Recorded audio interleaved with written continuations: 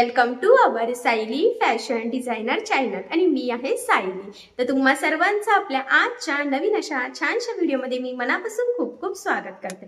तर कसे आहात तुम्ही? नक्कीच मस्त आणि मजेत असणार आहात। आणि आज आपण खूप सुंदर अशी ब्लाउज डिझाइन स्टिच करणार आहोत। ऍक्च्युअली आपल्याला ना साडीनुसार डिझाइन कशी बनवावी हे सुचत नाही। सो आजची जी काही डिझाइन आहे ते ह्या डिझाइनमुळे आपल्या साडीला आणि ब्लाउजला खरं तर खूप सुंदर असं लुक आहे। आणि बऱ्याचदा आपल्याला कस्टमरला सुद्धा डिझाइनची थोडी नवीन आयडिया द्यायची असते, तर ही आयडिया तुम्ही नक्कीच तुमच्या कस्टमरला देऊ शकतात। I hope so he blouse design तुमच्या कस्टमरला सुद्धा नक्कीच आवडेल। महत्त्वाचं म्हणजे ही जी काही ब्लाउज डिझाइन आहे त्याची संपूर्ण कटिंग आणि स्टिचिंग मी तुम्हाला अतिशय सावकाश स्टेप बाय स्टेप आणि खूप काही महत्त्वाच्या टिप्स अँड ट्रिक्स आहेत सांगणार आहे, जेणेकरून तुम्हाला आपला आजचा हा व्हिडिओ बघून कशा पद्धतीने ट्रेंडिंग अशी ब्लाउज डिझाइन बनवावी ते हे सहजच लक्षात येईल। ठीक आहे, सो चला मग आता वेळ न घालवता आपण आपल्या आजच्या महत्त्वाच्या अशा टॉपिकला सुरुवात करूयात। आणि हा व्हिडिओ तुम्ही स्किप न करता पूर्ण नक्की बघा, जेणेकरून तुम्हाला आपला आजचा हा व्हिडिओ बघून ब्लाउज डिझाइन बनवणंच नाही तर ती प्रॉपर फिनिशिंग सहित कशी बनवावी तर हे देखील सहजच लक्षात येईल। ठीक आहे, तर हे बघा, इथे तुम्ही बघू शकतात की ब्लाउजचा जो काही बॅक पार्ट आहे तर तो इथे मी ऑलरेडी कटिंग करून घेतलेला आहे। तर अस्तर आणि मेन फॅब्रिक असं दोन्हींचा बॅक पार्टची कटिंग झालेली आहे। तर बघा, मग यावर आता आपण खूप सुंदर अशी वन साइड ब्लाउज डिझाइन बनवणार आहोत।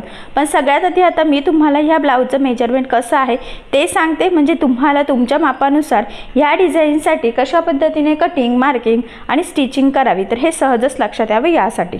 तर बघा, मग हा जो काही ब्लाउज आहे तर त्या ब्लाउजची इथे उंची आहे 12.5, 1 इंच मार्जिन असं आपण टोटल 13.5 इंचाला इथे मार्किंग करून घेतलेली आहे। त्यानंतर इथून वरच्या साईडला आपण टाकलेला आहे 2.5 इंचाची गळा रुंदी आणि 5.5 शोल्डर, पण इथे 2.5 इंच आपण शोल्डर घेतलेला आहे आणि त्या पद्धतीने कॅल्क्युलेशन केलेलं आहे। त्यानंतर इथे मुंडासुद्धा आपण 5.5चाच घेतलेला आहे आणि 1.5ला मार्किंग करून बॅक साईडच्या मुंड्याचा शेपसुद्धा दिलेला आहे। इथून टाकलेला आहे छातीचा चौथा भाग म्हणजे 8 चौक 32 आणि 1.5 इंच मार्जिन। तर अशा पद्धतीने मार्किंग करून हा बॅक पार्ट इथे आपण कटिंग करून घेतलेला आहे। तर सगळ्यात आधी गळ्याची जी काही मार्किंग आहे तर ती आपण अस्तरवर करणार आहोत। तर बघा, इथून तुमचा जो काही गळा असेल त्यामध्ये अर्धा इंच एक्स्ट्राचं मार्जिन ॲड करायचं आहे आणि मार्किंग करून घ्यायची।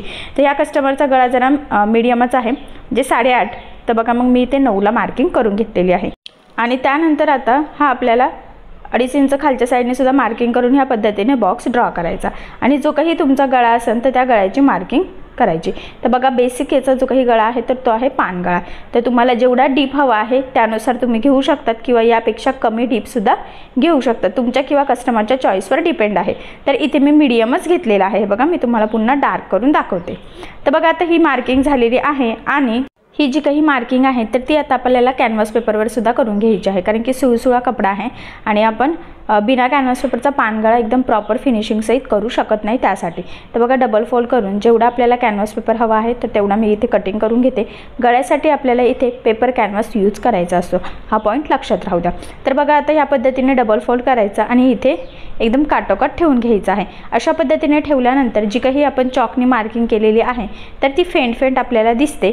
तर जरी तुम्हाला व्हिडिओ दिसत नसेल तर तुम्ही ह्या पद्धतीने करून बघितलं तर तुम्हाला बरोबर दिसेल आणि मग ती मार्किंग करून घ्यायची। आता ही मार्किंग केल्यानंतर हीच मार्किंग कॅनव्हास पेपरच्या दुसऱ्या साईडला सुद्धा दिसते बघा, तर तिथे सुद्धा आता आपण डार्क करून घेऊयात ह्या पद्धतीने।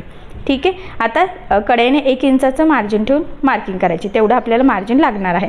आणि बघा, 1 इंचाचं बरोबर मार्जिन ठेवत आपण हा कॅनव्हास पेपर इथे कटिंग करून घेऊयात। आता हा जो काही कॅनव्हास पेपर आहे तर याला आपल्याला अस्तर लावावं लागणार आहे, कारण की आपण डायरेक्ट लावू शकत नाही। बऱ्याचदा मी सांगत असते की आपण डायरेक्ट लावतो, म्हणजे अशा पद्धतीने लावतो की कमीत कमी टाईममध्ये तो बरोबर मेन फॅब्रिक आणि अस्तरच्या मध्ये जातो। पण आता इथे प्रॉब्लेम असा आहे की ब्लाऊज पीस हा सुळसुळा आहे आणि तो ट्रान्सपरंटसुद्धा आहे, तर कॅनव्हास पेपर त्यातून डायरेक्ट दिसतोय। त्यामुळे मग आता आपल्याला इथे सगळ्यात आधी कॅनव्हास पेपरला अस्तरसुद्धा लावावं लागणार आहे। तर बघा, मग मी इथे अस्तर कट करून घेतलेला आहे, ॲक्च्युली जॉईंट देऊनच घ्यावं लागणार आहे। तर बघा, ह्या पद्धतीने कडेने एक इझिली टिप मारून घेऊयात आपण। आणि आता ही टिप मारल्यानंतर काय करायचं आहे बघा, सरळ ठेवून त्यावर एक दाबटीप देऊन घ्यायची आहे, म्हणजे कुठे जॉईंट आहे हे लक्षात येणार नाही आणि प्रॉपर फिनिशिंग सहित सुद्धा आपला गळा सहजच रेडी होईल। तर बघा, आता ह्या पद्धतीने त्यावर कॅनव्हास पेपर ठेवून घ्यायचा आहे आणि सगळ्यात आधी गळ्याचा जसा शेप आहे सेम त्याच पद्धतीने कडेकडेने एक टीप मारून घ्यायची आहे। हे बघा, कडेकडेनेच मारायची आहे, फक्त गोळा वगैरे होऊन द्यायचा नाही कॅनव्हास पेपर। ठीक आहे। आता ही टीप मारून झाल्यानंतर एक्स्ट्राचं जे काही आहे तर ते कट करायचं आहे, फक्त थोडंसं फोल्डिंग पुरतं इथे आपल्याला ठेवायचं आहे, म्हणजे कॅनव्हास पेपर त्यामध्ये आपल्याला फोल्ड करता येईल। आणि मग बघा या पद्धतीने एक्स्ट्राचं कट झाल्यानंतर या पद्धतीने बरोबर कॅनव्हास पेपरला म्हणजे जे काही अस्तर आहे तर ते कडेकडेने फोल्ड करत टीप मारून घ्यायची, जेणेकरून कॅनव्हास पेपर अस्तरमध्ये पॅक होईल आणि धुतल्यानंतर सुद्धा तो कॅनव्हास पेपर बाहेर दिसणार नाही आणि खराब होण्याचे सुद्धा चान्सेस राहणार नाही। त्यामुळे मग ही स्टेप खूप इम्पॉर्टंट आहे। ज्यावेळेस तुम्हाला वरच्या साईडनी कॅनव्हास पेपर लावायचा असतो त्यावेळेस त्याला अस्तर हे लागतंच। आता याच्या दोन पद्धती आहे कॅनव्हास पेपर यूज करून गळा बनवण्याच्या। तर एक पद्धती मी बऱ्याचदा सांगितलेली आहे आणि ट्रान्सपरंट गळा असेल तर ह्या पद्धतीने शक्यतो करायचा आहे। ठीक आहे, आता हा पार्ट मी साईडला ठेवते आणि सगळ्यात आधी आता आपल्याला मेन फॅब्रिक आणि अस्तर एकमेकाला जोडून घ्यायचं आहे। तर बघा इथे मी ब्लाऊजचा जो काही बॅक पार्ट आहे तर तो सरळ ठेवला आणि त्यावर अस्तरचा पार्ट ठेवून दिलेला आहे। इथे सेंटरला पिना लावून घेते, म्हणजे ते हलणार नाही आणि गोळासुद्धा होणार नाही। आणि सगळ्यात आधी आता बघा कमरेच्या साईडला साधारणतः अर्धा इंचाचं मार्जिन ठेवून आपल्याला इथे टीप मारून घ्यायची आहे, जेणेकरून आपल्याला इथे कमरपट्टी लावण्याची गरज पडणार नाही आणि प्रॉपर फिनिशिंग सहित आपला बॅक पार्ट फिनिशिंग सहित रेडी होईल। तर बघा टीप मारून झाल्यानंतर खाली जे काही मेन फॅब्रिक एक्स्ट्राचा आहे म्हणजे ब्लाऊज पीसचा कपडा तर तो इथे आपल्याला या पद्धतीने व्यवस्थित कडेकडेने कट करून घ्यायचा आहे। आणि बघा आता हा कट झाल्यानंतर हा आपल्याला पार्ट सरळ करायचा आहे ह्या पद्धतीने आणि कमरेच्या साईडने सगळ्यात आधी आपल्याला आता इथे द्यायची आहे दाबटीप। तर बघा लक्षात राहू या दाबटीप देताना काळजी घ्यायची आहे की आपला जो काही अस्तरचा आतला कपडा आहे तर तो वरती दिसणार नाही, जेणेकरून आपली कमरेचा जो काही पार्ट आहे तर त्याची फिनिशिंग वगैरे बिघडायला नको। यासाठी हा जो काही पॉईंट आहे तर हा खूप म्हणजे खूप इम्पॉर्टंट आहे, तर हा लक्षातच ठेवायचा आहे, फिनिशिंगसाठी खूपच महत्त्वाचा आहे। तर बघा मग या पद्धतीने प्रॉपर असं फिनिशिंग सहित आपण इथे कमरेच्या साईडला दाबटीप देऊन घेतली। आता ही दाबटीप देऊन झाल्यानंतर ह्या पद्धतीने आपल्याला अस्तर आणि मेन फॅब्रिक एकमेकाला जेवढं शक्य आहे तेवढं कमीत कमी मार्जिन पकडत जोडून घ्यायचं आहे। अजून महत्त्वाचं म्हणजे हे जोडताना कुठेही गोळा होणार नाही याची सुद्धा काळजी घ्यायची आहे, कारण तुम्हाला सगळ्यांना माहीत आहे आपण अस्तरवर परफेक्ट अशी कटिंग करतो, पण ब्लाऊज पीसचा कपडा आपण थोडंसं एक्स्ट्राचं मार्जिन ठेवून कटिंग करत असतो। त्यामुळेच मग या पद्धतीने सगळ्यात आधी व्यवस्थित कडेकडेने जोडून जेवढं काही एक्स्ट्राचं आहे तर ते कट करून प्रॉपर बॅक पार्ट आपल्याला इथे रेडी करून घ्यायचा असतो। म्हणूनच मग गोळा न होता व्यवस्थित प्रॉपर असं फिनिशिंग सहित या पद्धतीने कडेकडेने आपल्याला हे जोडून घ्यायचं आहे। तर बघा आता हे जोडून झाल्यानंतर आपल्याला जे काही एक्स्ट्राचं आहे तर ते इथे कटिंग करून घ्यायचं आहे। कटिंग करताना सुद्धा व्यवस्थित करायचं आहे, काटोकाट कुठेही एक्स्ट्रा अस्तरचं वगैरे कटिंग होणार नाही ह्या गोष्टीची सुद्धा आपल्याला इथे काळजी घ्यायची आहे। तर बघा मग ह्या पद्धतीने प्रॉपर असं व्यवस्थित काळजीपूर्वक आपण इथे एक्स्ट्राचं कट करून साधारणतः हा जो काही बॅक पार्ट आहे तर तो इथे रेडी करून घेतलेला आहे। तर बघा याचा कमरेचा पार्ट तर ऑलरेडी रेडी झालेला आहे। त्यानंतर ह्या पद्धतीने घडी घालून सेंटरला इथे आपल्याला मार्किंग करून घ्यायची आहे आणि त्यानंतर आपण जो काही कॅनव्हास गळा बनवलेला आहे तर त्याचा सुद्धा सेंटर पॉईंट आणि याचा सेंटर पॉईंट आपल्याला मॅच करायचा। तर बघा इथे छोटासा कट मारला मी आणि बॅक पार्टचा सेंटर पॉईंट आणि कॅनव्हास पेपरचा सेंटर पॉईंट मॅच करत सगळ्यात आधी मध्यभागी एक टीप मारून घेतली। आता ह्या टीप मारल्याने काय होतं की सेंटरपासून दोन्ही साईडला गळा प्रॉपर फिनिशिंग सहित सेमच तयार होतो, तिरका कमी जास्त होत नाही। आणि त्यानंतर बघा जी काही आपली परफेक्ट मार्किंग आहे एक्झॅक्टली त्यावरच आपल्याला या पद्धतीने व्यवस्थित काळजीपूर्वक टीप मारून घ्यायची आहे।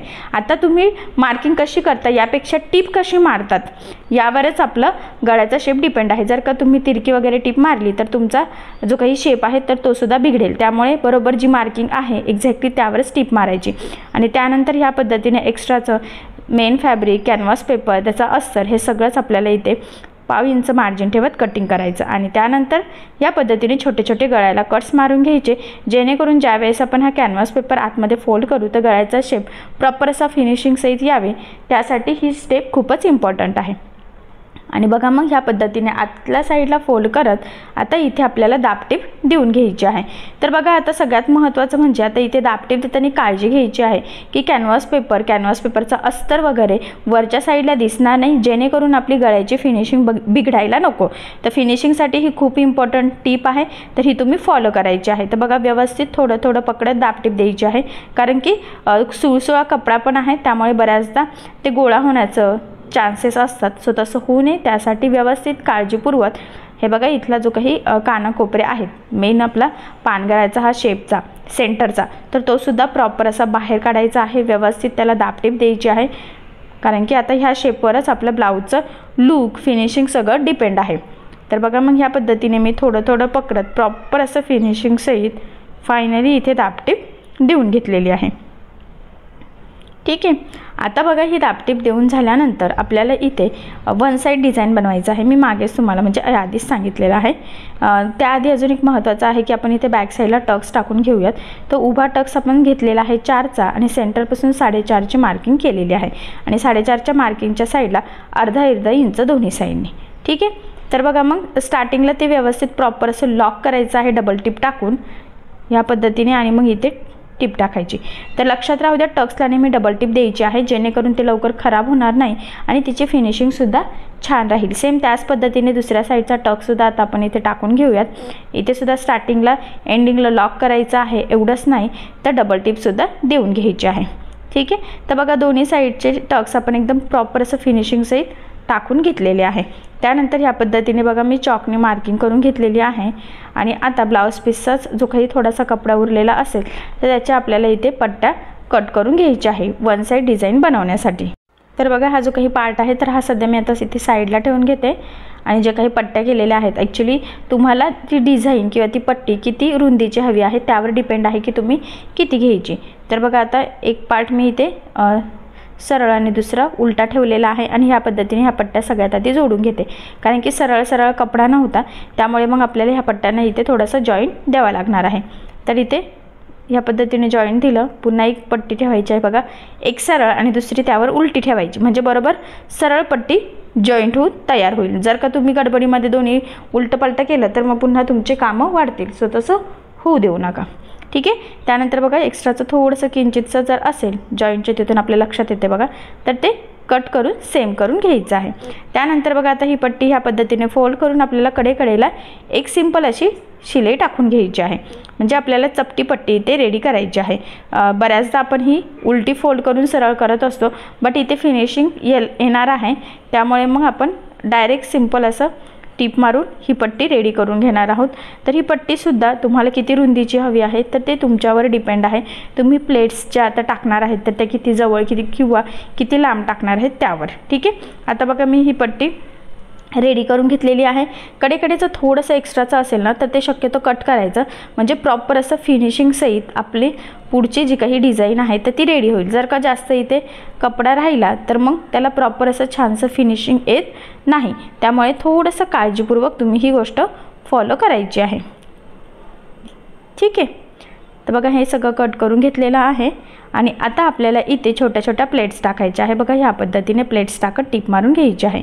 तर बघा मी इथे छोटं स्क्रूड्रायव्हर घेतलेलं आहे म्हणजे ते प्रॉपर असं फोल्ड होईल आणि प्लेट्स टाकणं जरा सोपं जाईल. तर तुम्ही पण इथे काहीही एखादी गोष्ट यूज करू शकतात. तर माझ्याकडे इथे छोटंसं स्क्रूड्रायव्हर आहे आणि त्याने छान होतं. सो मग मी ते बऱ्याचदा फ्रिल बनवण्यासाठी यूज करत असते.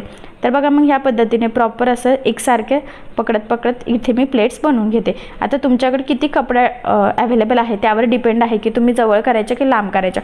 फक्त त्यामधला डिस्टन्स शक्यतो सेम राहील याची थोडीशी काळजी घ्यायची आहे. बाकी तर काही नाही प्रॉब्लेम. ठीक आहे. तर बघा मग ह्या पद्धतीने व्यवस्थित एकसारख्या प्लेट्स टाकत ही फ्रिल मी इथे रेडी करून घेतलेली आहे. तर इथे तुम्ही कॉन्ट्रास्ट फ्रिलसुद्धा यूज करू शकतात पण इथे मी ब्लाऊज पीसचीच यूज केलेली आहे. ठीक आहे. आता ही जी काही रेडी केलेली फ्रिल आहे तर ही आपल्याला इथे बॅक पार्टला लावून घ्यायची आहे. आता ती कशी लावायची तर ते मी तुम्हाला सांगते. मी आत्ताच म्हटलं आपल्याला वन साईड डिझाईन बनवायची आहे त्यामुळे ती आपल्याला एका साईडनेच लावून घ्यायची आहे. तर बघा मी इथे दोरा थोडा वेगळा यूज करून घेतलेला आहे गोल्डनचा कारण की यावर लेससुद्धा लावणार आहोत. तर सगळ्यात आधी इकडच्या साईडने आपल्याला लेस लावून घ्यायची आहे. तर बघा इथून मी सुरुवात केलेली आहे. तुम्ही थोडंसं मार्जिन ठेवूनसुद्धा लेस लावू शकतात किंवा डायरेक्टसुद्धा लावू शकतात. ते तुमच्यावर डिपेंड आहे. तर बघा मी इकडच्या पद्धतीने एकदम बारीकसं असं कॉर्नर ठेवलेलं आहे. बघा तुम्हाला दिसत असेल की थोडासा ब्लाऊजचा कपडा दिसतोय एकदम असं बारीक पायपिंगसारखं आणि मग बरोबर इथे सेंटरपर्यंतच आपल्याला ही लेस लावायची आहे. लक्षात राहू द्या पुढे लावायची नाही आहे फक्त एक साईडने तिकडच्या साईडनेच लावलेली आहे बघा. आणि आता या लेसला मी डबल टिप देऊन घेते. शक्यतो लेस कशीही असो डबल टिप देत चालायची. त्यामुळे 2-3 फायदे आहे. लेस लवकर खराब होत नाही. ती दाबून लागली जाते. फिनिशिंगसुद्धा प्रॉपर येते आणि ब्लाऊजला लुकसुद्धा सुंदर येतं. तर बघा एक साईडने लावलेली आहे. डिझायनर ब्रॉड अशी लेस आहे ती. तर तुम्ही सुद्धा गोल्डन लावू शकता. गोल्डन ॲक्च्युली कशावरही मॅच होते. आणि त्यानंतर बघा इकडच्या साईडला मी फ्रिल लावून घेत आहे. तर बरोबर गळ्याच्या कडेकडेने लावायची आहे. गळ्याचा शेप कुठेही चेंज होणार नाही याची सुद्धा आपल्याला इथे काळजी घ्यायची आहे. आणि बघा पानगळ्याच्या बरोबर सेंटरपासून आपण जी काही चॉकनी मार्किंग केलेली होती ना तिथपर्यंत त्या शेपनुसार आपल्याला इथे ही फ्रिल लावून घ्यायची. एक्स्ट्राची मी कट करते बघा आणि फोल्डिंग पुरतं थोडीशी ठेवलेली आहे. आणि इथे लॉकसुद्धा करून घ्यायचं आहे. ठीक आहे. तर बघा आता ही फ्रिल लावून घेतलेली आहे. आणि आता ह्या फ्रिलवर आपल्याला एक लेस लावायची आहे. तर बघा दुसऱ्या साईडला जी लेस यूज केलेली आहे ना तर तीच लेस मी इकडच्या साईडला सुद्धा यूज करणार आहे. कारण की छान अशी ब्रॉड डिझायनर न्यू स्टाईलची लेस आहे. आणि नक्कीच त्या लेसमुळे आपल्या ब्लाऊजला सुद्धा खूपच सुंदर असं लूक येईल. सो त्यामुळे मग मी ही लेस इथे यूज करते. तर तुम्ही तुमच्या आवडीनुसार किंवा साडीला मॅच होणारी कॉन्ट्रास्ट कुठलीही करू शकतात. डिझायनर आजकाल खूप न्यू स्टाईलच्या लेस अवेलेबल आहेत. पण मी इथे गोल्डन केली कारण गोल्डन शक्यतो कशावरही मॅच होत असते. तर बघा मग ह्या पद्धतीने मी इथे बरोबर त्या फ्रिलवर लेस लावून घेतलेली आहे. आणि आता ह्या लेसला मी इथे डबल टिप देऊन घेते जेणेकरून ती लेस तरंगणार नाही, पॅक लागली जाईल. आणि सगळ्यात महत्त्वाचं म्हणजे फिनिशिंगसुद्धा छान येईल. तर बघा प्रॉपर असं फिनिशिंग सहित आता मी इथेही लेस लावून घेतलेली आहे. ठीक आहे. आता ही जी काही लेस आहे एक्स्ट्राचं थोडंसं वरती असेल तर ते कट करून घ्यायचं आहे. आणि इथे आता रेडीमेड नॉट आपण लावून घेऊयात. तर अजून एक महत्त्वाचं आहे की तुम्ही इथे कपड्याचे नॉटसुद्धा बनवू शकतात. पण इथे मी डायरेक्ट रेडीमेड जे काही गोल्डन असतात तर तेच वापरणार आहे. त्याचबरोबर एका ब्लाऊजसाठी आपल्याला 1 मीटर सफिशियंट असतं. तर इथे मी 1 मीटर घेतलं. आणि त्यानंतर गळ्याच्या मधला जो काही कपडा होता ना तर तो घेतलेला आहे. बघा ह्या पद्धतीने फोल्ड केला आणि चौकोनी आपल्याला इथे कट करून घ्यायचं आहे. आता आपण इथे फॅब्रिकचे छान असे लटकन बनवणार आहोत. आणि सध्या ह्या लटकनचा खूप ट्रेंड चालू आहे. सो तुम्ही सुद्धा यूज करू शकतात. आणि बघा आता मी अस्तर लावूनच हे बनवते कारण सुळसुळा कपडा आहे, फिनिशिंग छान यावी यासाठी. तर बघा ह्या पद्धतीने फोल्ड करून कडेकडेने इझिली एक टीप मारून घेतलेली आहे. एकदम कमी टाईममध्ये तयार होतं आणि छान असं लुकसुद्धा येतं. आणि त्यानंतर बघा आता एक्स्ट्राच थोडंसं मी कट केलं असेल तर. आणि बघा मग बरोबर मध्यभागी आपल्याला हे फोल्ड करायचं बघा एकीकडून आणि त्यामध्ये नॉट टाकायची. आणि बघा बरोबर इथून टिप मारून घ्यायची आहे. स्टार्टिंगला एंडिंगला लॉक करायचं आणि शक्यतो डबल टिप दिली तरीसुद्धा चालेल. एक्स्ट्राचं मी इथे कट केलेलं आहे. आणि बघा हे सरळ करून दाखवते. तर बघा किती सुंदर असं फुलाच्या पाकळी टाईप हे लटकन रेडी झालेलं आहे.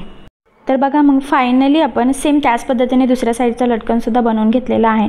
आणि हा आपला बॅक पार्ट पूर्ण रेडी झालेला आहे. तर खूप सुंदर असं बघा ह्या लटकन म्हणजे फॅब्रिकच्या लटकन डिझाईनमुळे आपल्या ह्या डिझाईनला लूक आलेला आहे. आणि खूप सुंदर अशी आपण इथे वन साईड पान गळ्यावर डिझाईन बनवून घेतलेली आहे.